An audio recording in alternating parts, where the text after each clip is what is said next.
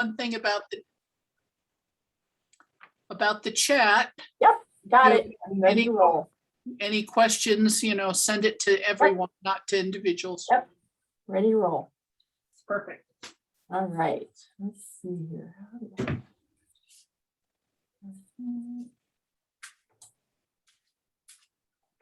Boop. Not ready. Share my screen. All right, I'm just going to share my screen. Sorry.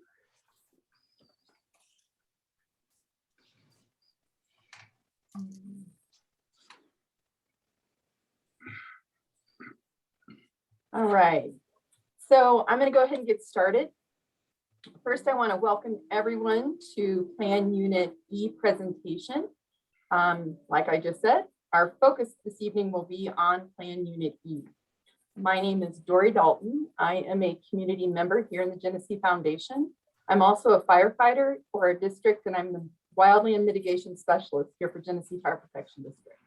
This evening, you will hear from Brian Mallett from Open Space, Nancy Balter from the Genesee Fire and Safety Committee and the Genesee Fire Board, and Chris Garlasco will be moderating our discussion this evening. So if you have questions throughout the presentation, please feel free to put them in the chat. She is keeping charge of them, and she'll share them at the end, and we'll answer your questions the best that we can. So again, you don't have to wait to put your questions in the chat box. We encourage you to put them in your chat box, in the chat box. This evening, we've set aside an hour and a half for this presentation, and the presentation is being recorded and will be posted for later viewing as well on the Genesee Fire Rescue website and on the Genesee Foundation website. We're going to ask that you remain muted during the presentation. Okay, all right, here we go. So, what is the CWPP? Well, that is our community's community wildfire protection plan. We updated the Genesee Fire Protection District's plan in partnership with the Forest Guild from the 2008 report. It was an 18-month project, and it was completed in April of this year.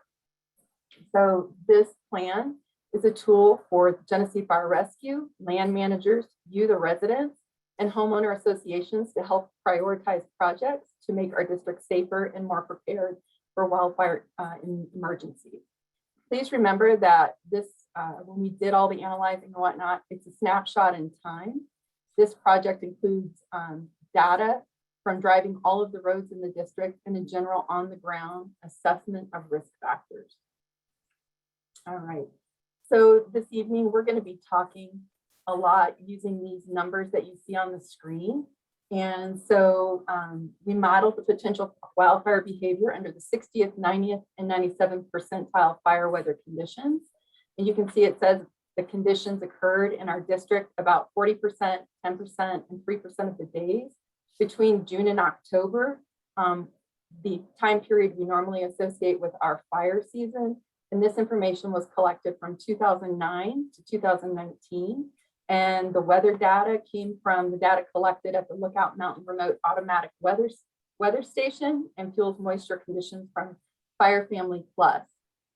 I want to make sure everybody realizes that a red flag day warning means that fire weather conditions are present, and they include warm temperatures, very low humidity, and strong winds that are expected to combine to produce an increased risk of fire danger. The higher the percentage, the higher the fire danger. When we talk about the 97th percentile fire weather conditions this evening, those were modeled after what would be or qualify for red flag warning. These are similar to the conditions that occurred during the Elephant Butte fire on July 13, 2020 to the southwest of our district. The Genesee Fire Protection District experienced 5 red flag warning days in 2019 and 16 red flag warnings in 2020. This fire season, we were fortunate we have not had any red flag days. When we talk about the conditions used for the 90th percentile fire weather scenarios, this would constitute a red flag warning only if there were widespread thunderstorms predicted for the area and the possibility of lightning. Conditions used for the 60th percentile weather scenarios have higher fuel moistures and lower wind speeds. All right. So again, This is the plan unit we're talking about this evening. It's in this dark blue area right here on the very western edge of this graphic, and you can see the addresses on the screen. I just want to let everyone know the plan units were created along homeowner association boundaries and property boundaries with considerations of roadways and topographical features.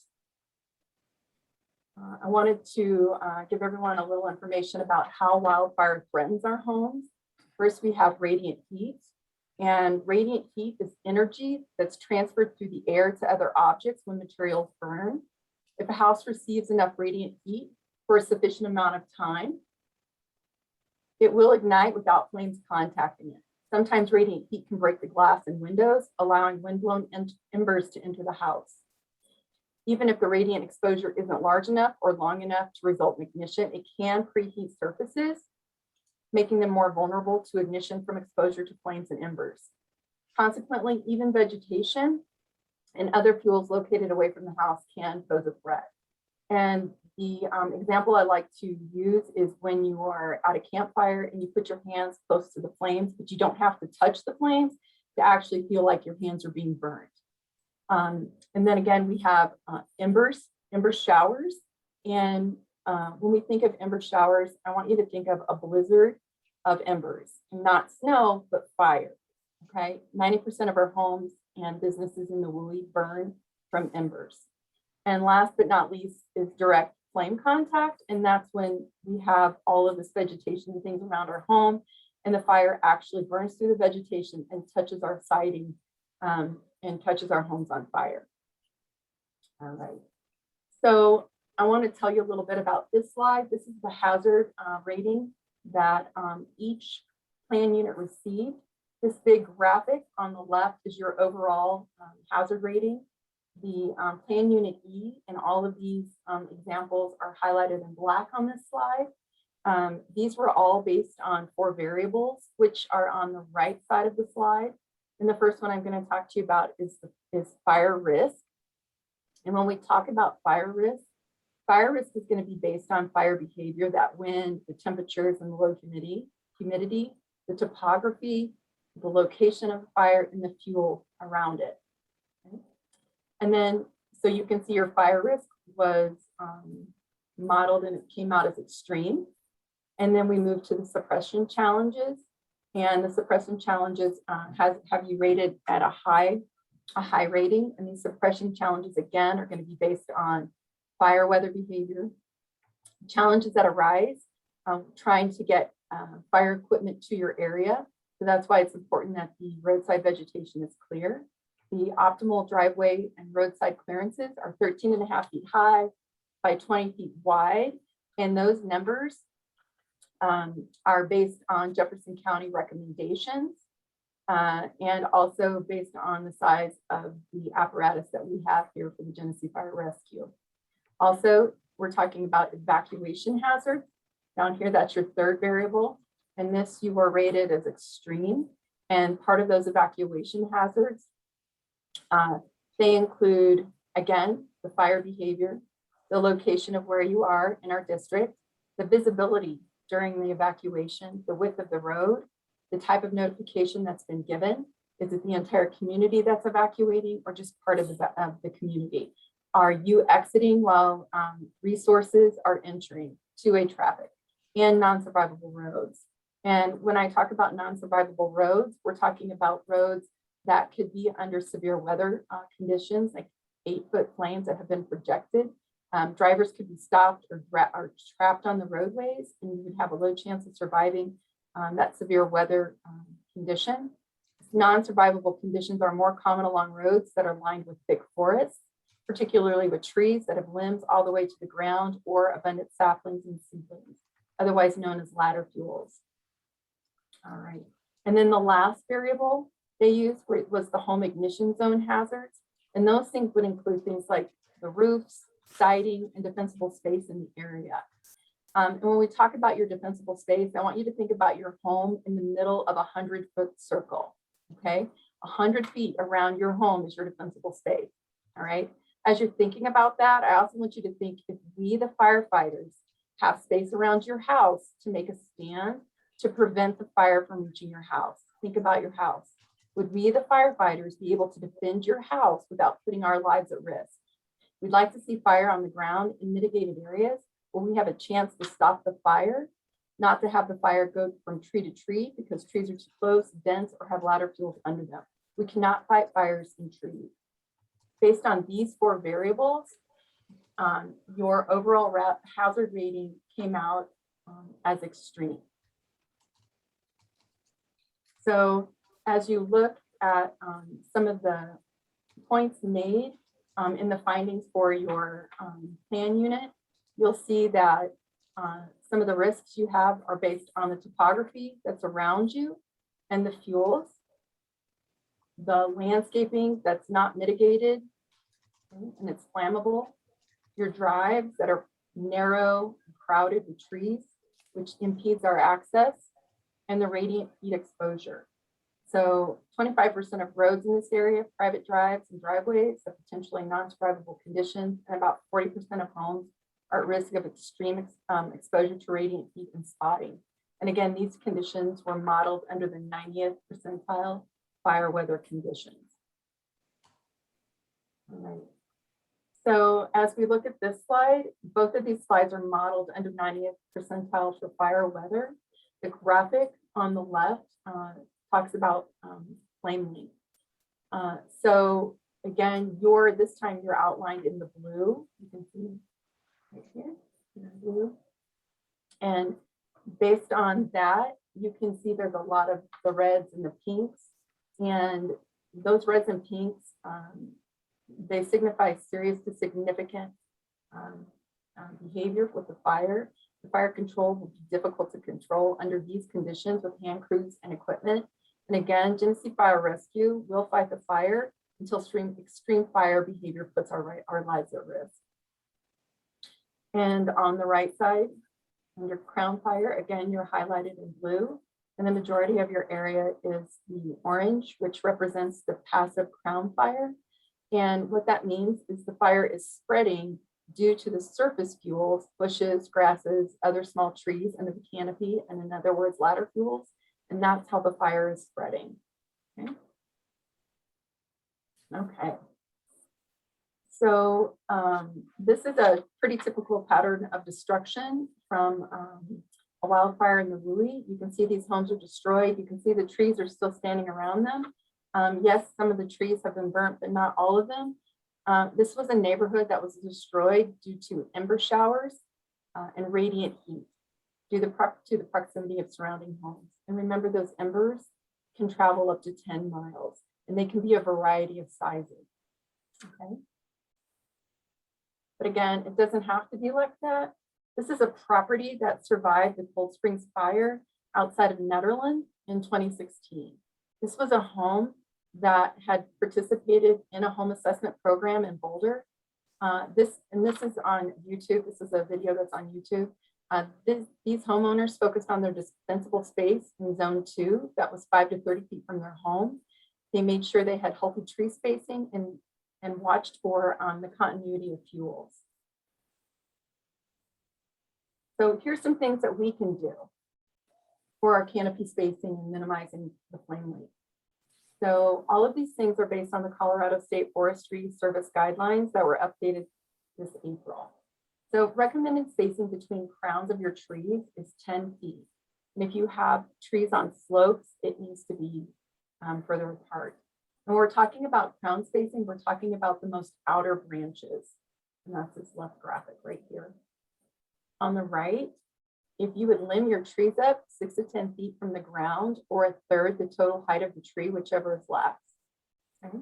And so what that means is if you take a look at this, we don't just mean at the trunk for 6 feet, we mean all the way out to the edge. Okay. And this is 6 to 10 because if you have trees on a slope, you should trim them up higher. All right. You've heard me mention ladder fuels. This is an example right here of ladder fuels. This tree is not limbed and there are things growing underneath it. If you could trim your trees up and have nothing under your trees out of the drip lines, that would be really helpful. And finally, as you look at this space right here, this is the zone 2. for your home, that's 5 to 30 feet out from your home. If you would mow the grass to 4 inches, we would be able to let the fire drop to the ground. Okay, so we'd have the opportunity to catch it before it would get to your home. So those are a few things that you can do to help minimize those things. All right. So as we look at this slide, this is talking about your home exposure risks that's going to be influenced by overlapping home ignition zones, the potential exposure to short and long range spotting of embers, and your potential exposure to radiant heat. All right. On the graphics, you're outlined in yellow. The top graphic is the 90th percentile for fire weather. You can see right here, the red represents extreme risk, and a little less than half of this area is considered extreme. When we move the weather, the fire weather potential up to the 97th, almost all of you are at an extreme risk for these things right here. Okay. And overlapping home ignitions is if you have those 100 feet circles and your neighbor's defensible space overlaps yours. No, that's why it's really important to have conversations with your neighbors about your defensible space. All right, so some things you can do, some really simple things to get started for your home hardening and defensible space. You can create a 5-foot perimeter around the base of your home. That means from your wall out, and that's a no vegetation zone. We're talking bare mineral soil, rocks, a pathway. And if you remove the needles from your roof and your gutter and the leaf litter, a lot of people do that more than once a year, sometimes twice and 3 times a year. If you have a deck, don't store anything under it. That's just like a ladder fuel to your home. If fire embers are blowing, they can catch the things under your deck on fire, catch your joists on fire, your deck, and that leads right to your home. So don't store anything under your deck. And again, 50 to 90% of our homes ignite due to embers rather than radiant heat. And if you are thinking of changing any of your exterior things, think about using non-flammable materials. And again, as you do these things, you need to go through the ARC and follow the same guidelines and whatnot that you always have. All right, so these are some examples from your area. You can see the photo on the left.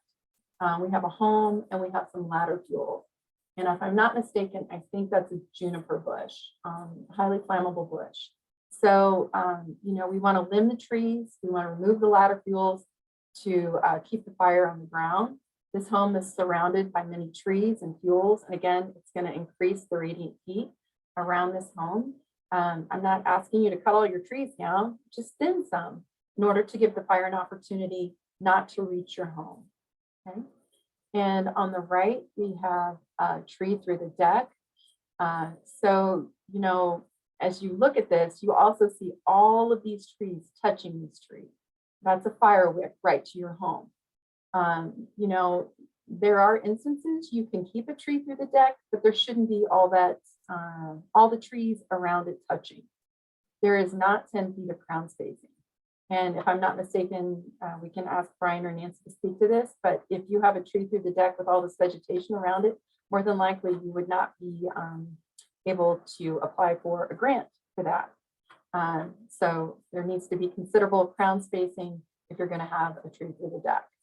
So, and then it becomes a part of your home. And then you look at the most outer part of the branch, and that becomes the edge of your home. So, all right.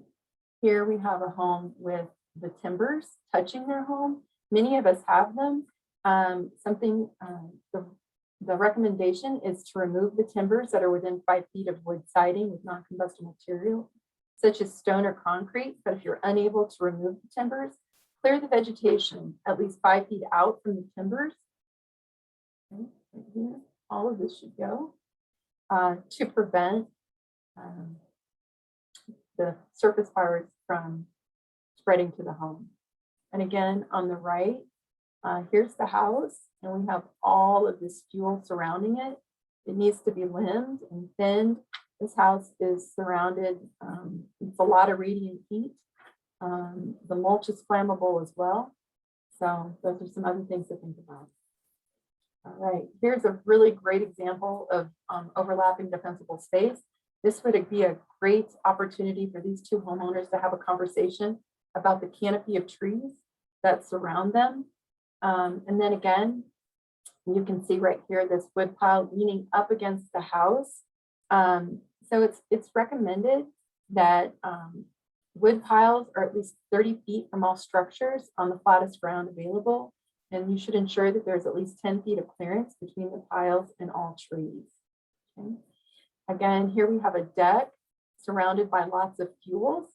We want zone 2 is known as lean, mean, and green. It doesn't mean you can't have trees. It just means we want to have healthy spaced trees, and we want to break up that continuity of fuel right up here so that we can have fire on the ground instead of the trees.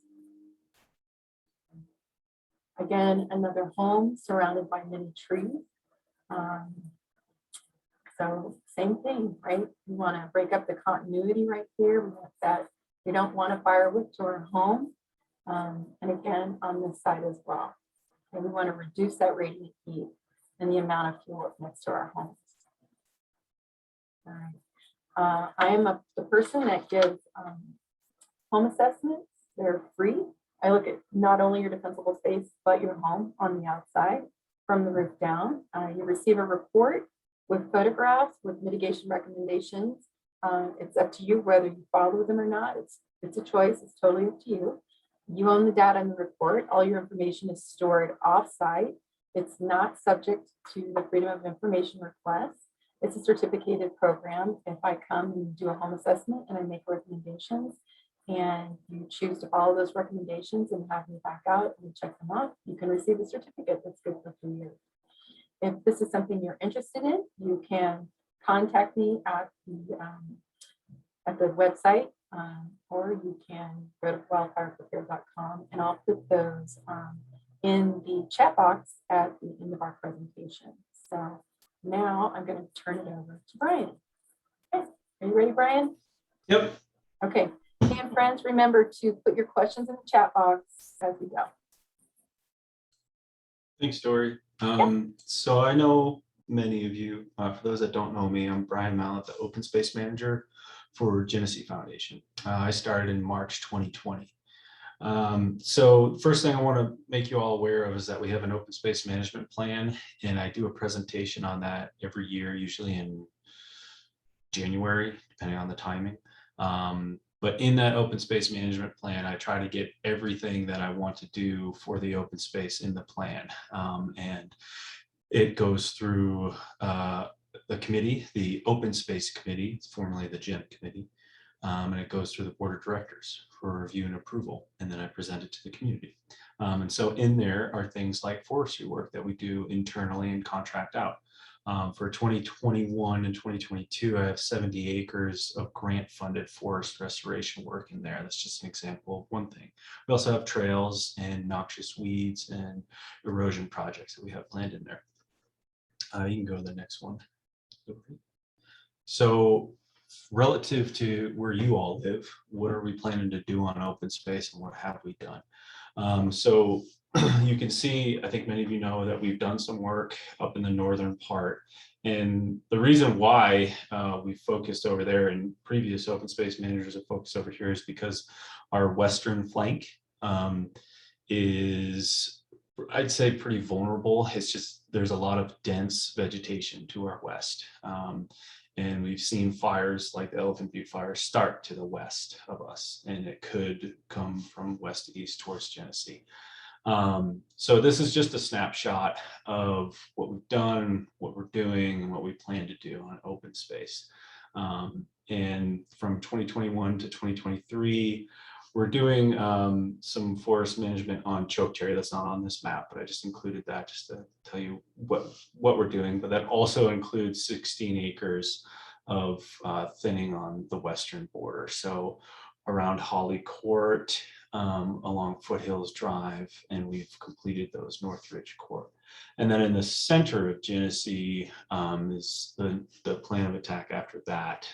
So between 2023 to 2025, we'll be working along Ryan's Stream side, which is the center of Genesee, and then Miners Mile. Those are the trails that are reference location references for where we'll be working on open space.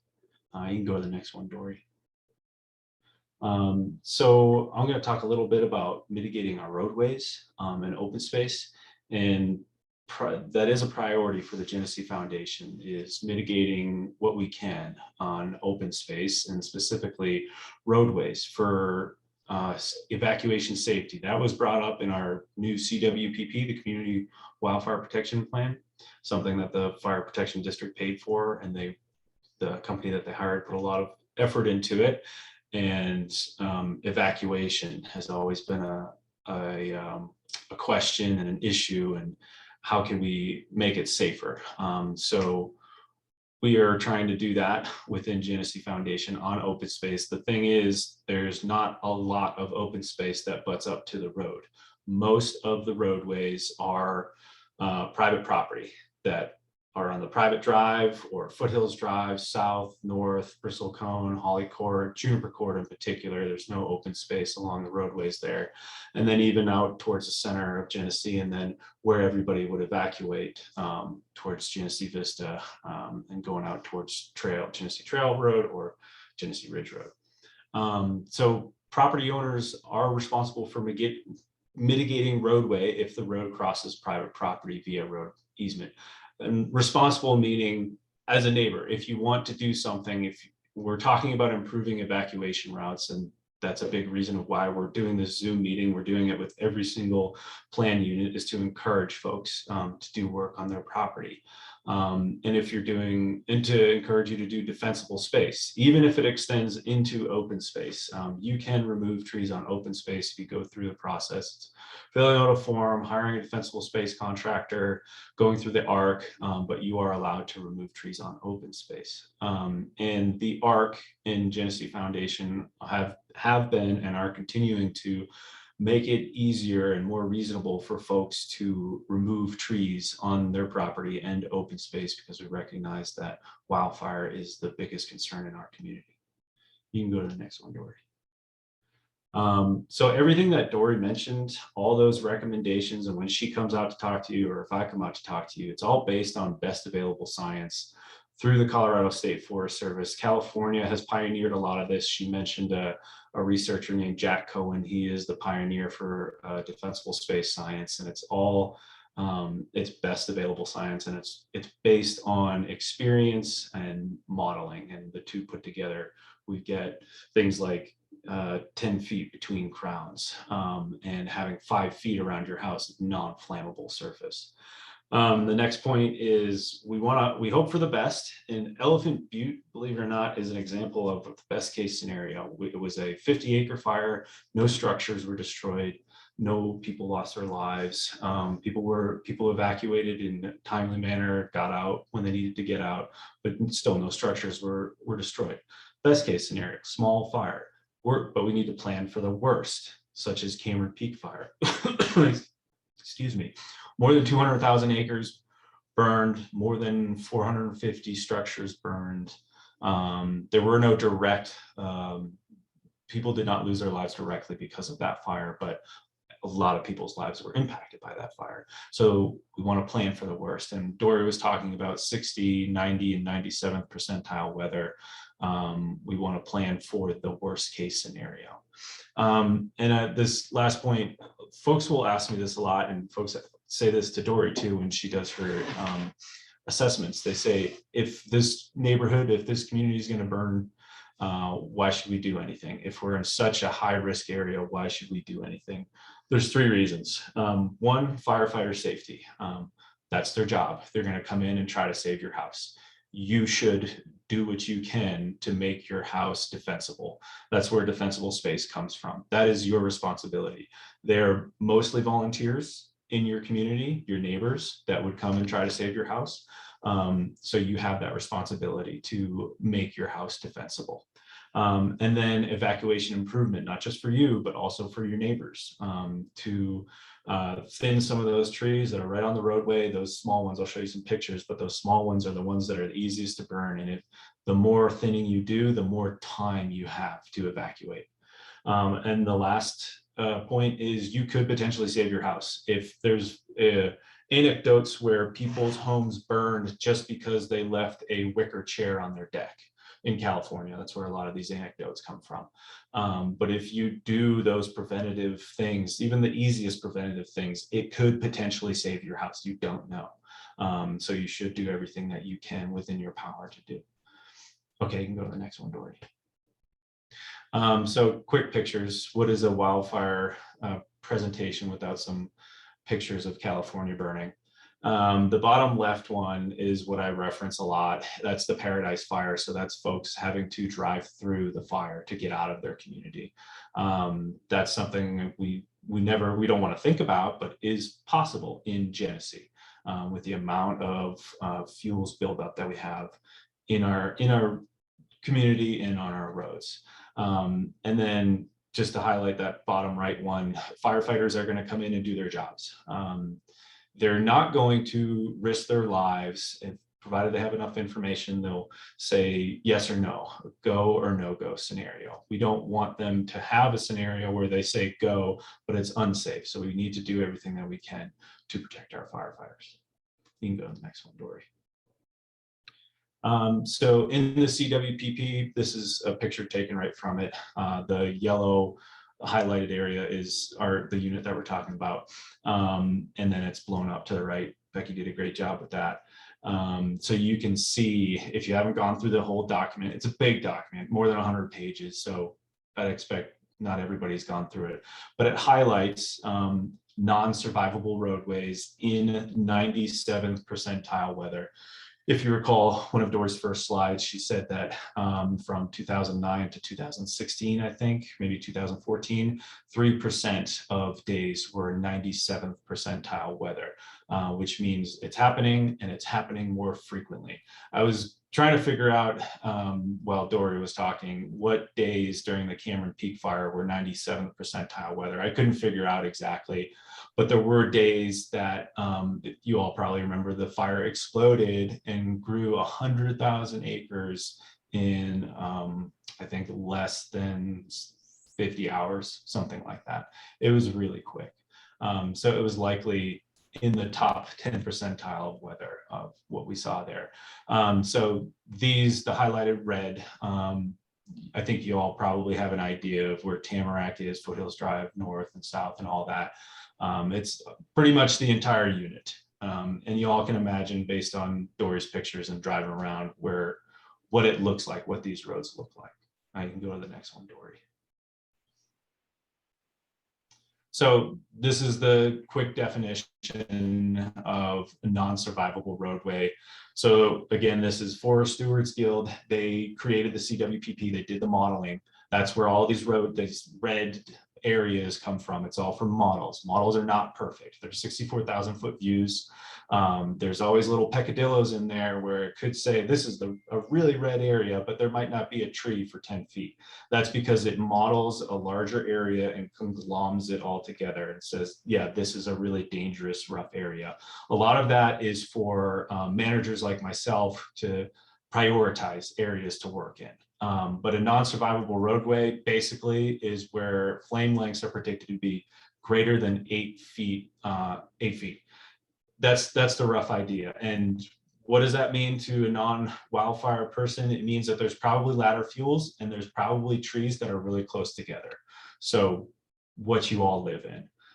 You can expect there to be 8 foot flame lengths or more. Dory showed a graphic that showed you where all those 4 to 8 feet, 8 to 16 feet, and where firefighters would require more than hand tools and going all the way up to a dozer to try and stop that fire.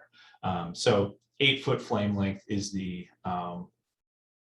mark that Forest Stewards Guild shows, and it's pretty average, pretty usually commonly used, 8 foot flame length. Okay, you can go to the next one, Dory. So here's a picture. Again, you all seen something like this in Genesee.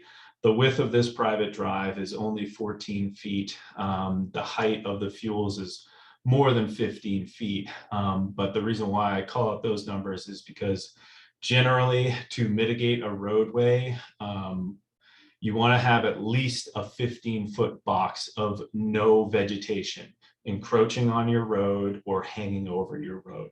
Going back to those pictures of Paradise Fire driving through fire, or firefighters having to drive through fire, the less vegetation you have. And if you have at least a 15-foot box, it's better than not having a 15-foot box. So that's kind of the lowest standard. You can go to the next one, Dory. So this is Southridge. It's much wider. And I just point out that that's open space on the right. That's one of the few areas where there is open space, and an area that I will go and thin with my crew or pay a contractor to thin out. But those very dense trees, small trees, you all know what that looks like. Those are the kinds of areas that are most dangerous, but fortunately the easiest to fix because the trees are still small and you can just put them right through a chipper. So that's an example of something that I would go and treat with the open space crew. You can go to the next one, Dory.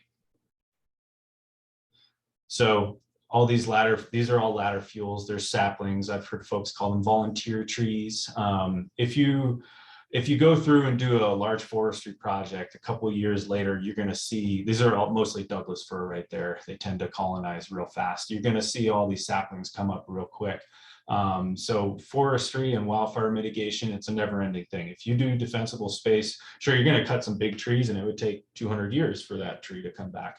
But you're going to get a lot of small stuff that you just have to keep on. And these are the kinds of trees. This is the kind of roadway thinning that needs to be done, because you can look underneath there. All of that is dried grass, dried needles, just dried vegetation. The ember shower that Dory talked about that happens on all large fires, usually 100 acres and larger. You'll get ember showers. They'll land right there. The embers could be coming from up to 8 miles away. Land right there, and then you've got a new fire. It's called a spot fire, but then it becomes a new conflagration. You can go to the next one, Dory. And so this is an example of, there are obviously some medium to large size trees hanging over. We don't see those really small ones, which is good. But this is where Forest Stewards Guild, or CWPP, this is called out as a red road because there's so much vegetation 10, 20, 30 feet uphill and downhill of that. And that's where you're going to get these 8-foot flame lengths coming onto the road. So the definition of a fuel break is 300 foot back from the road of thinning. So if you have a road that's, say, just 100 feet long, you would need it to be thinned 300 feet back in order to get a fuel break. We don't have that. We never have that actually in Genesee, because there's usually a house in that 300 feet. And there's just this whole mix of different private properties that prevent that. So I bring this up because the question is, well, what's the solution? We have to thin a lot of trees, and a ponderosa pine forest, it historically, pre-settlement out here in the West, pre-Anglo settlement, ponderosa pine forest looked very different and would burn naturally. I think you're all familiar with the relative history of forests out here, but we have fire suppression, and we've had fire suppression for more than 100 years. And that's where we get forests like this, that if they burn, they're going to burn hot and with flame lengths much larger than 8 feet. So the solution is thinning a lot more trees than you might think, and more than just those little saplings as well. And so if you've seen some of the projects that we do on open space, that's what we do. And forestry has progressed over the years. Even here in Genesee, there's projects that were done 10 years ago that would probably be done a little bit differently. And there are different standards. If you're doing a grant, then you have to basically remove more trees. And for those that live on Northridge, you probably saw me and the crew cutting and chipping just last week. I thought I was done over there. It was a grant project. The state forest came out and said, no, you actually have to cut more. So that's why we were back out there. The standards are getting higher. You can go to the next one, Dory. And I think there's this duplicate. You can just go past that. So I'll hand this over to Nancy. Hi, so Brian talked about non-survivable roadways. We have in Genesee modeling of how long it's going to take residents to evacuate. It assumes a all district evacuation, which may or may not happen. Understand that the fire may be an evergreen and heading our way, or the fire could start in Genesee. It could start in your yard from a lightning strike, and under extreme conditions spread very quickly. So we don't need to spend a lot of time on this, other than to say it could take you anywhere from 2 hours to 3 or 4 hours to evacuate if the entire district was evacuated at one time. But one really significant thing is to look at the difference if people take one car or 2 cars. There might be the thought, well, let's save both cars, let's load as much stuff as we can in both cars and go. But we really want to emphasize the importance of life safety and making it better for yourself and for everybody else here, and just take one car. The problem with it taking a long time to evacuate is you're going to be stopped on roadways. And we know a lot of the roadways are non-survivable. And if the fire is active right there, it's not a good scenario. Next slide, please. So just to summarize, we have a lot of egress challenges. We have a lot of non-survivable roadways because trees are too close to the roads. Sometimes they form a canopy over the road, and therefore we have the possibility of people dying trying to get out of Genesee. And those same conditions also make it more difficult for firefighters to get into an area to fight the fire. Again, the long evacuation times is an issue because of the non-survivable roadways. And it's important, you see the modeling about extreme congestion if 2 cars per home evacuate versus 1 car per home evacuates. And then our other big issue is that everybody has to leave Genesee from the front side of the mountain to the north. And that's leading to a lot of congestion and a lot of the longer evacuation times. Okay, next slide, please. I just want to spend a minute talking about private driveways. Again, you should be able to get out of your driveway, but suppose the lightning strike is right next to your house. There are driveways where there are a lot of thick vegetation on both sides of the driveway, where you have ladder fuels under bigger trees. And you could be in a situation where it would be very difficult or impossible to even get out of your driveway. The other thing we want to remind you is that you want to have signs that give your street address. This is not just for wildfire, it's for any emergency. It's hard to find addresses in Genesee.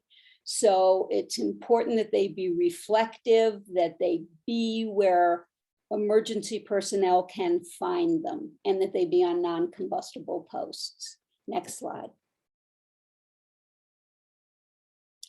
This is an example and you'll notice we try and black out the houses. This is not to call anyone out or anything else, but it is an example of trees on both sides of the driveway, crowns right next to each other. That could be an issue in terms of evacuation. Next slide.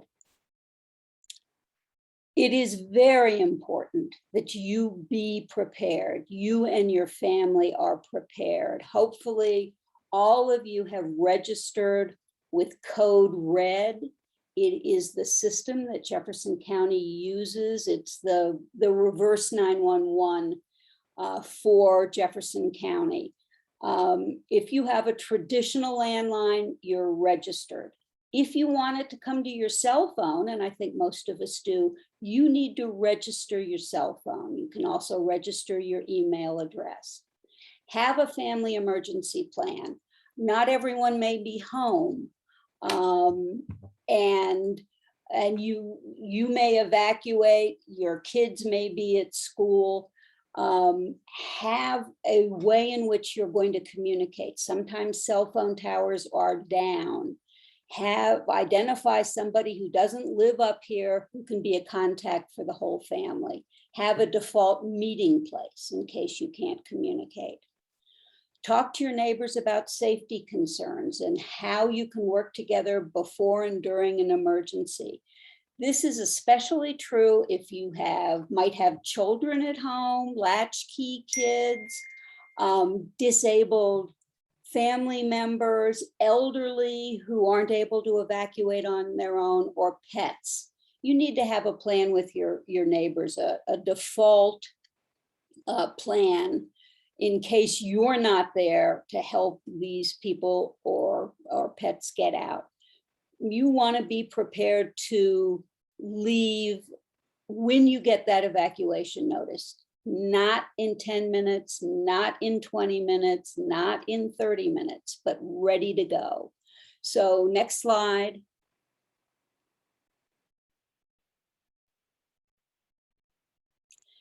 This is something that's put out by Rotary Wildfire Ready. The Evergreen Rotary Club has established this program.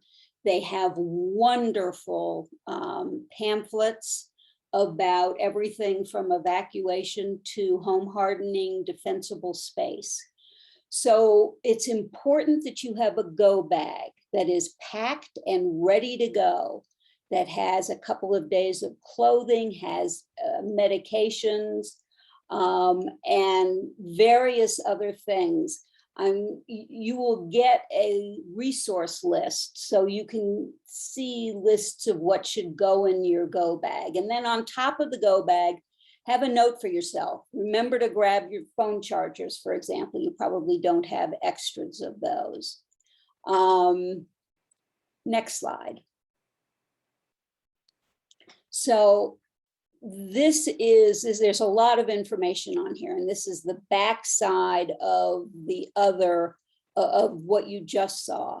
It's important when you evacuate that you wear cotton clothing, not synthetic clothing, not the kind that can melt if you put it in a dryer under high heat. So this is an example of what you'd want to wear. Put a bandana around your face in case you get caught in smoke. And then it also says, if you have time, and only if you have time, for example, if you get a pre-evacuation notice, things that you can do to prepare your house. At the bottom are various sources of information. This is a problem up here, people getting information about fire. And especially, for example, in Elephant Butte, the My Mountain Town turned out to be the best source of information. The Jeffco Sheriff has a Twitter feed that in Elephant Butte wasn't updated often enough. So this is a very good thing. You can download it from online. There are also at the Foundation office, there are pamphlets that you can pick up. Next slide is Becky. Hi, ladies and gentlemen. My name is Becky Smith. I'm your neighbor over on Bitterroot and a member of the Fire and Safety Committee. The reason we're doing these presentations is to educate you on what your risks are for your area of the neighborhood as identified in the CWPP. And we also want to make you aware of all the resources that are available to you and to be a resource for you as the Fire and Safety Committee. And so in addition to these presentations that we're putting together with Brian and Dory leading the way, we are encouraging everyone to sign up for a neighborhood walk. And this is an opportunity for Brian and Dory to come out and you can meet them face to face. You can walk the neighborhood with your neighbors and talk about some of these issues that we've brought up, like overlapping defensible space, and maybe talking about plans on how you can help each other in case of an emergency. And they will go through and, if you have a question about a tree that might be an open space, but you're not sure, or if there's this wonky, funny thing with your house and you're not sure if it's a risk or not, it's a chance for you to just talk about very specific conditions on your street and in your neighborhood. Next slide, please. So if you are motivated and ready to step forward and do some of this work, we're asking that we have neighborhood representatives, we're calling them neighborhood captains, to step forward and organize this effort. You'd start out by contacting the Fire and Safety Committee with that email that's on the screen. And we would help you coordinate a time where Brian and Dory would come out. You would contact your neighbors and we can help you with that. If you don't have all their contact information, we can help you with some ideas of how to get everyone involved and as many people to attend as possible. And if you have any specific concerns, we can talk about that, and Brian and Dory can be prepared to talk about specific things, or you can just talk and walk and bring up things as you see them. And then another reason we're encouraging these neighborhood walks is that grants have been mentioned in passing a couple times. And if you can come up with a big project where a couple of you make a plan together, those are the kind of projects that are more likely to be awarded grant money. I don't think we have a specific schedule for a grant right now, but it's just a potential way to mitigate some of the costs. We certainly want you to do this work in your defensible space without grant money, but if that's an issue, we can work on trying to get you some financial help with your projects. So again, when we did this presentation for Plan Unit F 2 weeks ago, we had one person step forward and organize a meeting for their private drive. So I'm challenging Plan Unit F to do at least two. I want at least two people to step forward and schedule a neighborhood meeting so that we can give you guys some ideas on how to mitigate your wildfire risk. And then those walks are a little more general. I put Dory's contact information on here again because that's where you get specific, your home, very specific defensible space and home hardening recommendations. So that is a slightly different thing. So I wanted to put her contact information on here again. She mentioned that the cost is free, but it's my understanding that there will be a fee starting January 1st. So I encourage you to sign up now. The next slide, please. This is a quick list of resources in addition to what has already been shared this evening. There is a bunch of information out there. Brian mentioned California. I mean, you could spend days looking at everything that's out there, but if you go to these websites and you read the recommendations, you are going to be pretty well prepared. Your house is going to be taken care of if you can implement what is recommended on these websites. And I think we're going to try and post a link in the chat that will take you to these links as well, so that they'll be live and you can click on them at your leisure. So that is the end of the presentation as it's organized. Again, if you have a question, put it into chat. Make sure you're addressing it to everyone. Don't send it to just Dory or just Brian. Send it to everyone. And if you're having trouble with chat, we will also take people with hands up. I see a hand up right now, but I think we're going to start by going over the questions that were in chat. So I'm going to hand it over to Chris, who is our moderator.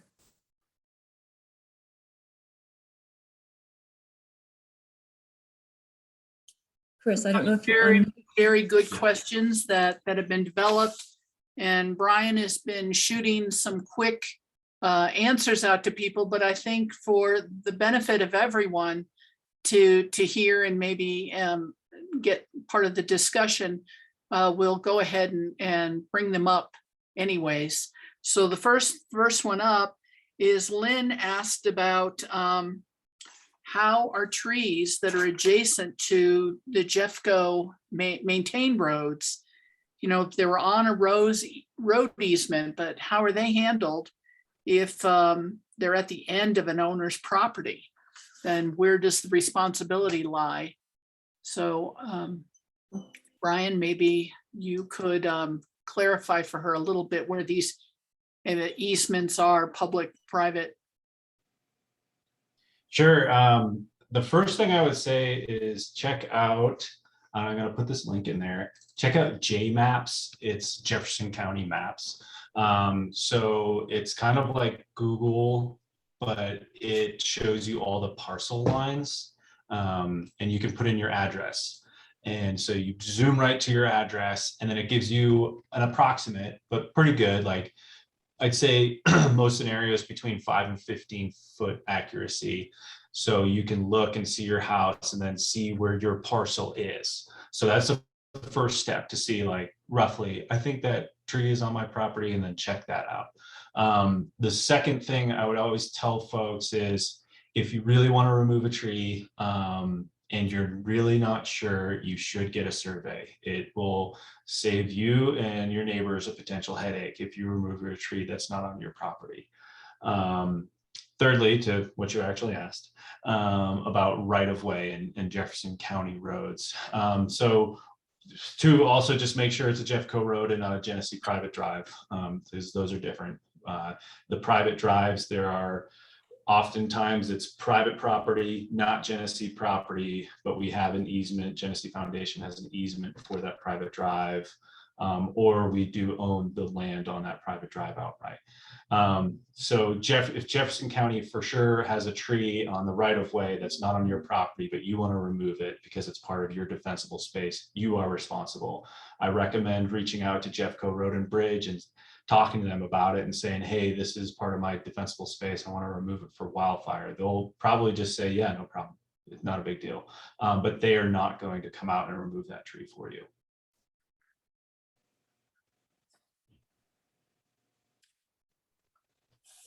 All right.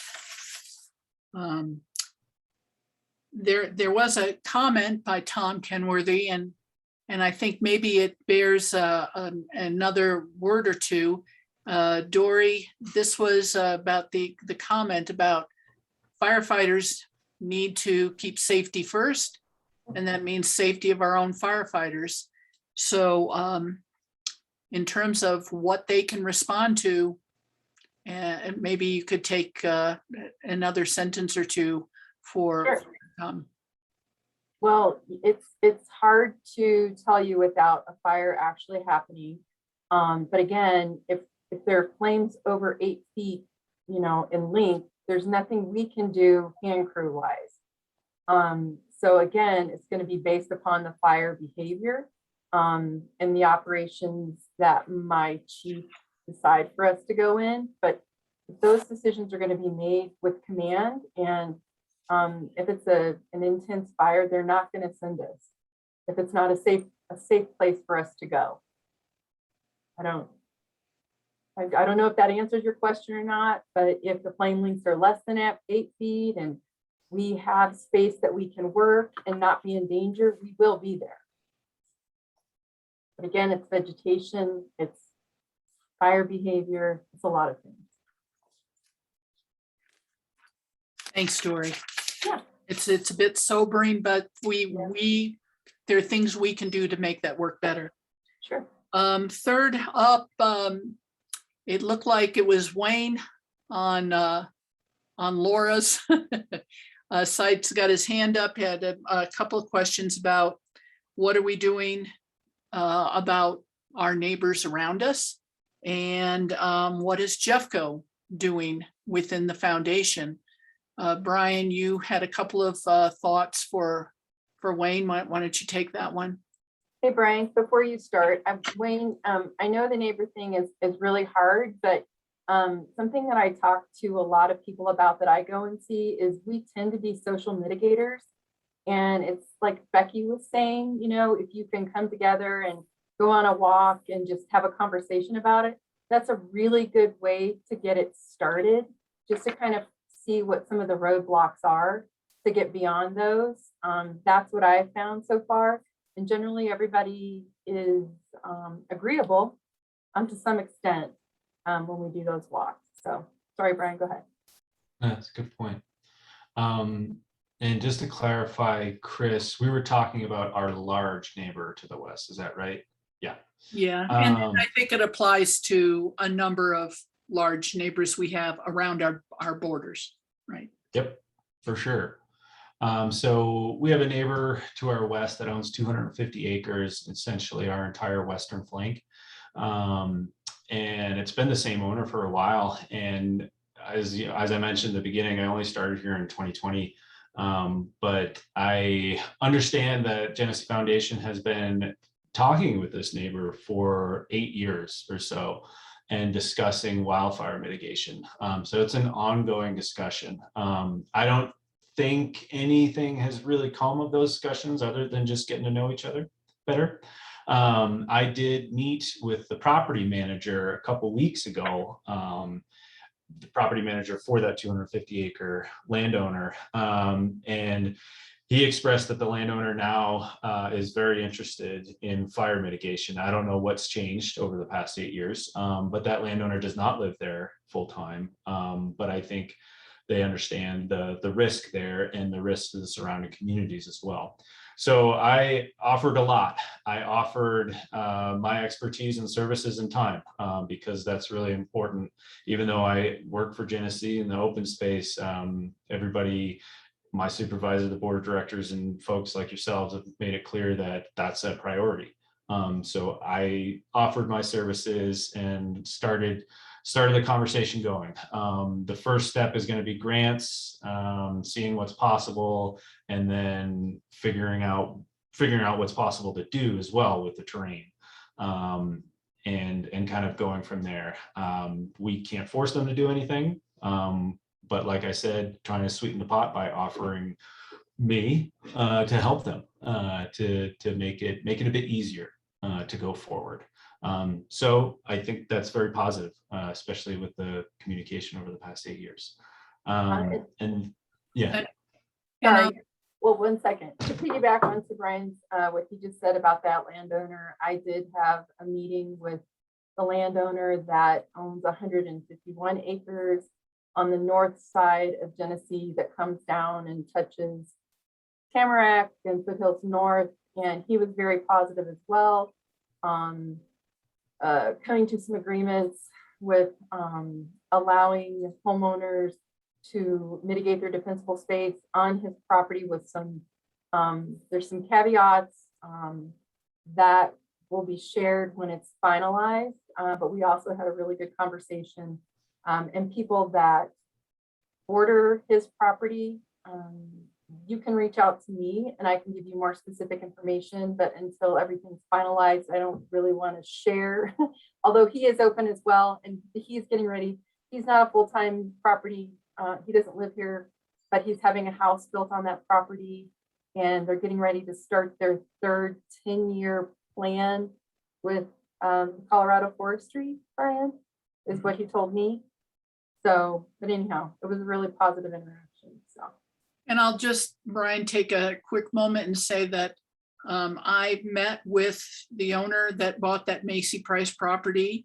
And so they were very involved with Evergreen Ready, and coming over here are bringing some of those philosophies. And so it's nice to hear that, Dory, you met with them and they're continuing to pursue that and be open. We had a good meeting with him and his wife, and to share that we would offer our resources to, and that we needed to stay in communication. And just to let you know, I did meet with Brenda King and had a very good meeting with her. So I can assure you that with her development plans for the King Ranch, that's that property all along our western side. She is very interested in pursuing defensible space, forest health there. and is also very interested in an emergency egress access through the area when she develops. The problem is it's just moving pretty slowly, and her decision was to develop a property on her west side rather than her east side, which is our west side first. So that's just a timing thing.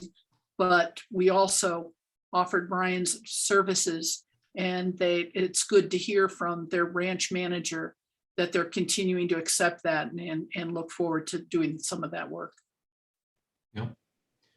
So the second part of the question too was kind of generally, what about Jeffco? What's Jeffco doing? So I put in a few things there. They're updating, or they have updated their hazard mitigation plan that includes wildfire. So, that's a big county plan. Is it going to be one of those plans that just sits on a shelf? I hope not. I hope it's more like our CWPP that's pretty interactive and it's got all of us talking. And then also, this is through a deal with me and the county sheriff. We have a truck and chipper on loan for free from the sheriff. We share that with other communities, but that's the one that was out on Northridge, and that the big white one that you see anywhere that's owned by the county, and we get to use that. And anything else, Nancy, would you mind talking about your experience with the county? With the wildfire task force? I think that's relevant. Well, so Leslie Dollencamper, one of the Jeffco commissioners, met with people from Evergreen Fire Department, Elk Creek Fire Department, and understood the risks, the very high risks, not just Genesee, but all of these foothill communities have. And so a task force was put together. We met for about a year and a half. Frankly, I found it a little frustrating. It revolved around mitigation, but not of emergency preparedness and evacuation. And many communities have big problems, as we do, with respect to evacuation.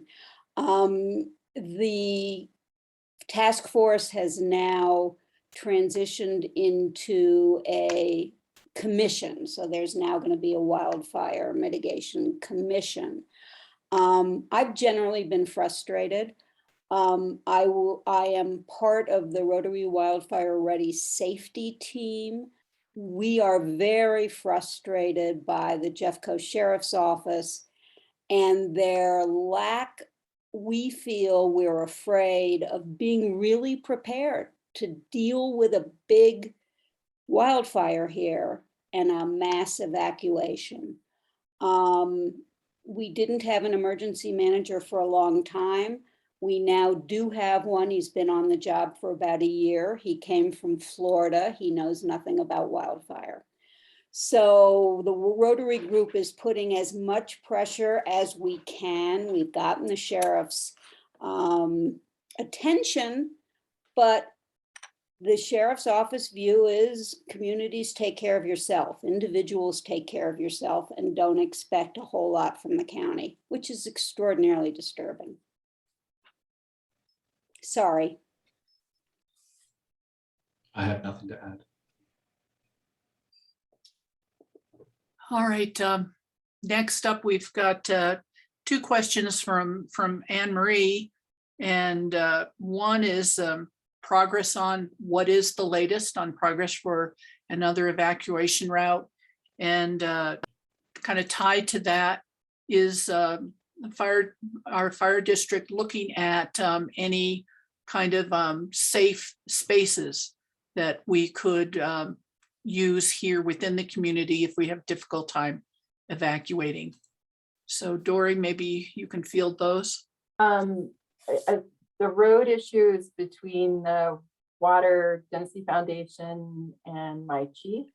And I think I'll answer the evacuation road question, but what you want to answer the safe spaces? Okay. Yes, no, there is not plans to create a safe space. There's not a space large enough anywhere in the foundation for us to go to try and ride out a a firestorm. So evacuate when you should.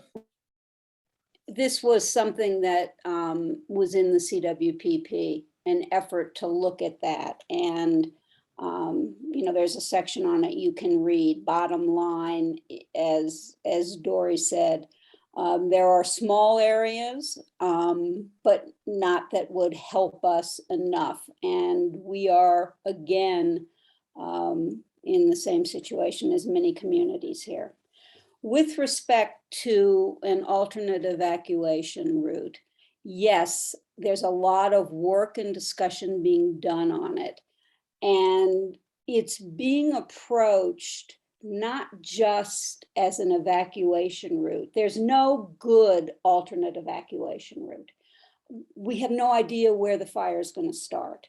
We have no idea how soon it's going to be here. We have no idea how many people are going to be trying to evacuate onto 70, onto 74, etc.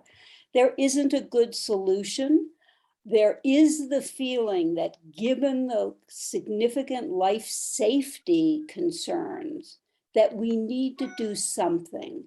And we're looking at it not just as an evacuation route, but also a strategic firefighting route where having a fire break of a road could be significant, where having the possibility of additional firefighting resources being able to come into the community to fight a wildfire that may have started in the center of Genesee. So there are many factors that play into this. There's been a lot of work. If you read the CWPP, we had asked them to just throw a road on the south side and see what it does in terms of evacuation times, just as a starting place. And the road that they modeled isn't necessarily the road that we would talk about. But the fire chief does believe that a road on the southern side out to 74 has significant firefighting advantages in addition to the potential for it being a southern evacuation route, again, depending upon the circumstances of the fire. And Don Buscarello had asked something that's similar to this, and that is with the modeling. For example, they modeled a particular speed limit on some of these roads, and in an emergency, it could be very much slower. Maybe take another sentence or two about that model and some of the assumptions that were made. I don't remember the specific assumptions, but it certainly took into account traffic load. So even if you assumed a 25 mile an hour or 20 mile an hour speed, you'd still have to wait to get on the road. And I don't know how much they modeled coming from Evergreen on 74. You know, the models are models. And I think intuitively, we all know that if an evacuation to the south were doable based on what the fire scenario was, it cannot help but ease the situation for everybody in the fire district, but especially the people who live on the south and the west side of Genesee. Another comment, I'm going through the comments first, and then, you know, if there are other people that want to raise your hands, we'll get to you next. But another comment came through from Mark Koval, which is something very useful to say to everyone here, is with the code red, registering your phones, make sure the caregivers' phones are registered so they're getting the messages also. Nancy or Dory, do you have any thoughts on how easy that is? I know you just register any phone line you want to get a reverse 911. And what you can get from Code Red is evacuate immediately, prepare to evacuate, or there is an incident, pay attention.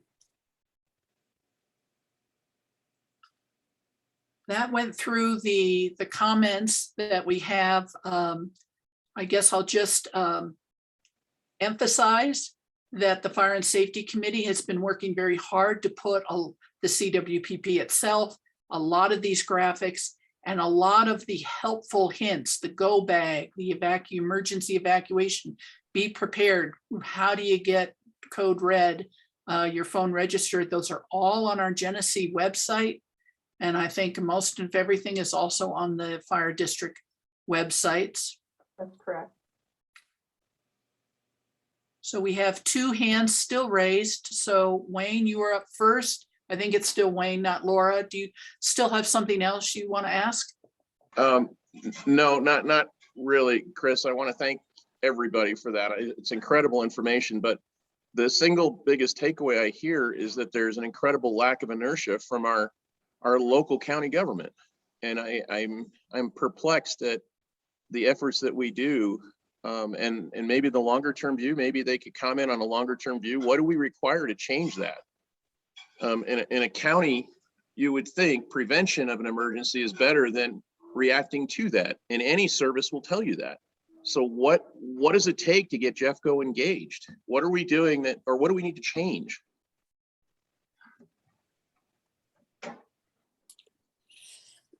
I don't have an answer for that. Right. I saw Leslie Dollencamper be very much motivated. You know, Jeffco doesn't have money. There was a ballot issue 2 years ago to, I forget, not give the Tabor money back, but be able to use it for more programs. It was defeated. Sheriff's Department has let prisoners out of the jails because they have to find money from somewhere to operate. So, you know, it starts with taxpayers. They're between a rock and a hard place. But, you know, I hate to say it, but it's like all of us who think, you know, it's not going to happen. And Jeffco thinks it, you know, it's not going to happen. And unfortunately, when and if it does happen, there are going to be a lot of very angry people because they're going to want to know what did you do? And that's when we'll see action, is after the fact, which is not a good thing.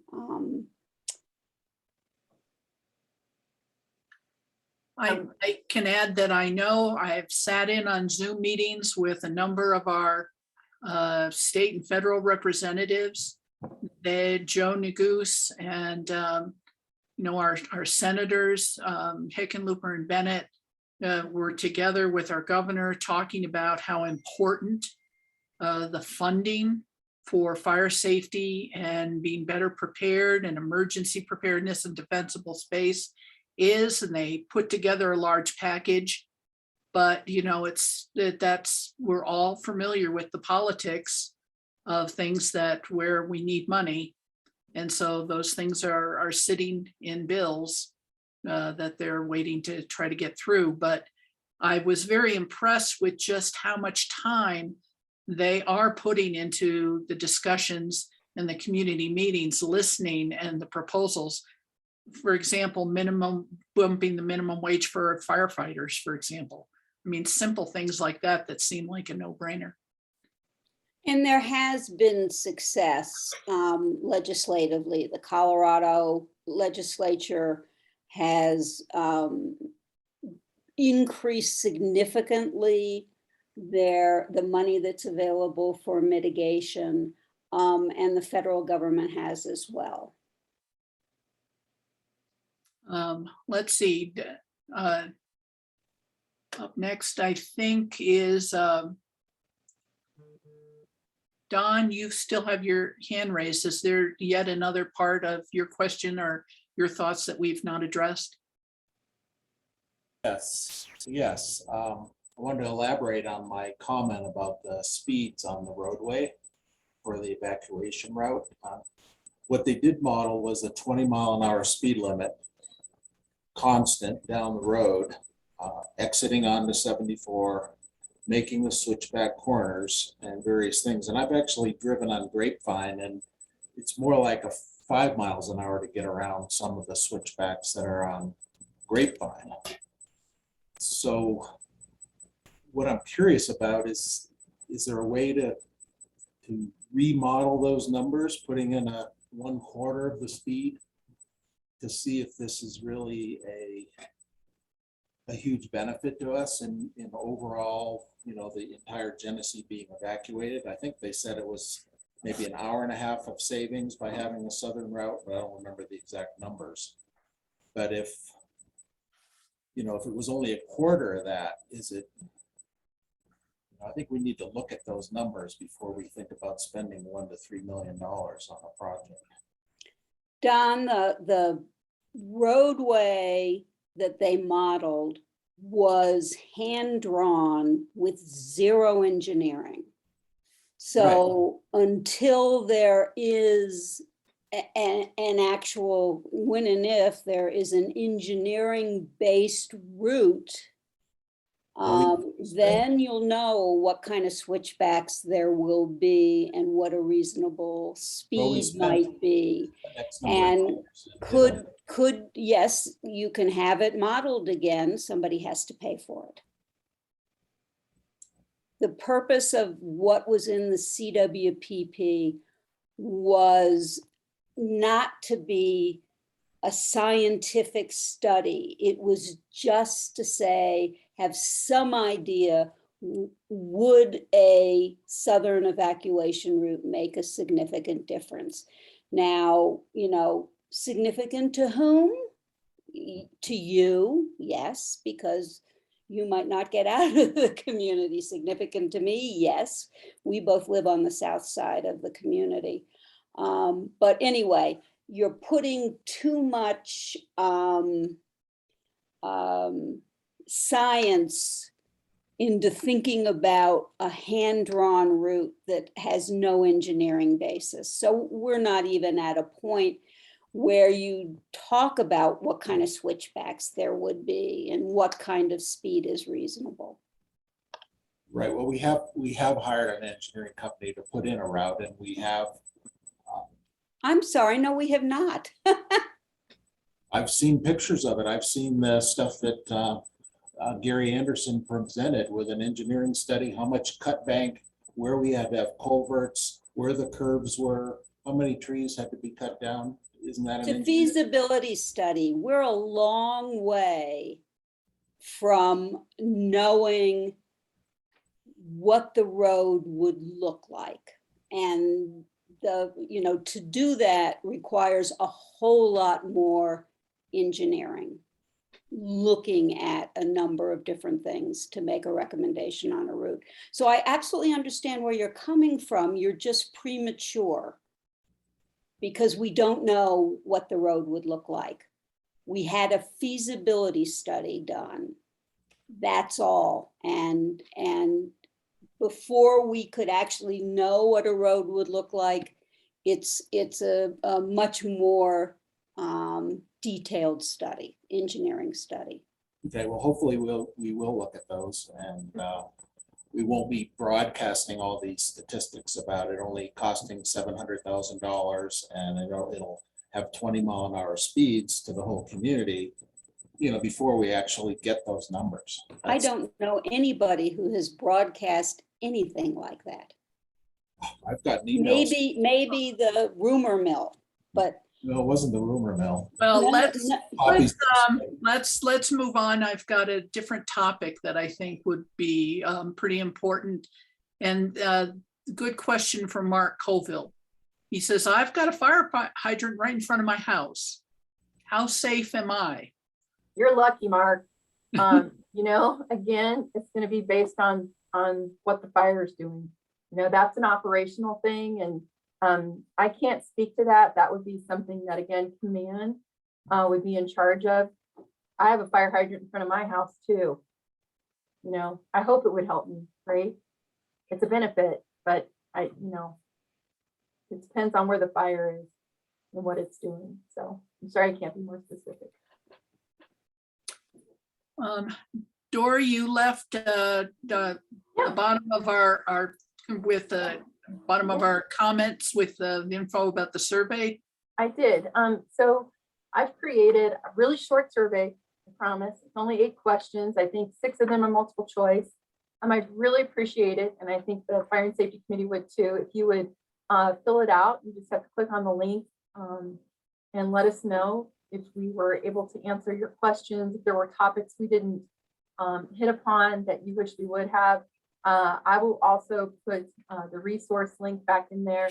If you click on it, you should be able to get to all of the resources that we talked about this evening, and that was on the slide. I even put the link for the Jack Cohen presentation. It's worth watching. He usually has some really great information. So yeah, if you please fill that out, I'd really appreciate it, just to let us know that we're going in the right direction, and if we need to add anything to this. You're only the second plan unit we've done this for, so we will continue to try and make it better and better for everybody, and your feedback's really important. And please tell any of your friends and neighbors that if they missed out tonight, this is recorded and they can listen in and get all that good specific information.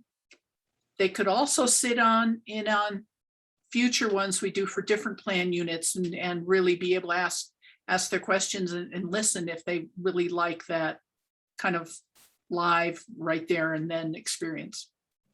I also want to remind everybody of Becky's challenge for 2 people to come forward and try to organize neighborhood walk. They really are. They really are. It's nice to see everybody together. It's actually kind of fun to walk around and just have a conversation. And Bitterroot did it. I think they had pizza and other things and made some good plans, and they've done a lot of things together. Brian and I have also been to Choke Cherry, we've been to Pomegranate. So, and we're getting ready to go to Montaigne. Is that right, Becky? So we'd love to come see you. And I also see Beth Moran, and I know ARC has been working really hard to make all this mitigation process more streamlined. So please know that. And if you want to change anything, go through the correct channels. Go through ARC like you're supposed to.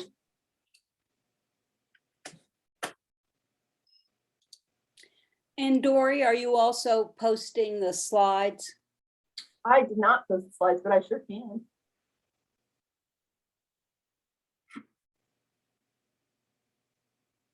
All right, any more hands? Any more questions? 2 minutes. Your unit had a great turnout. Thank you. Thank you all very much.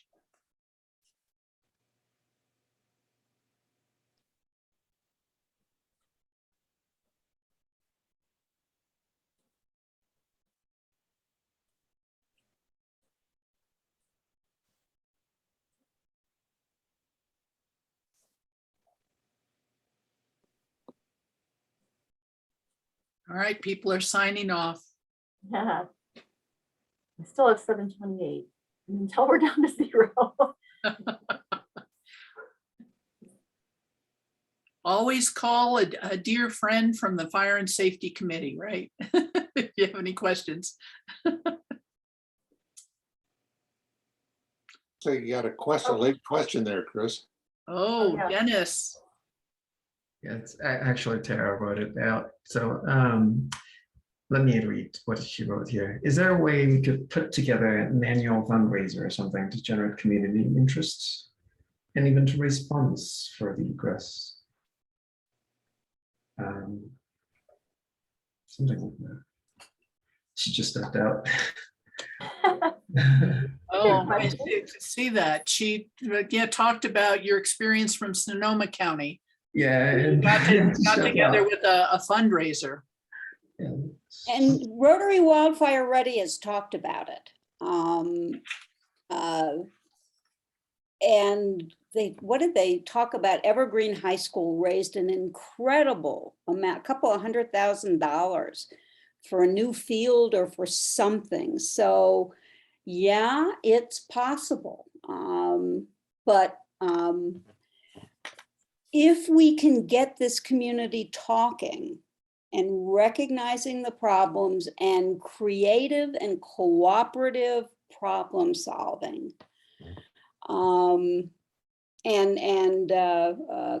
creative, yes, and that goes a long way.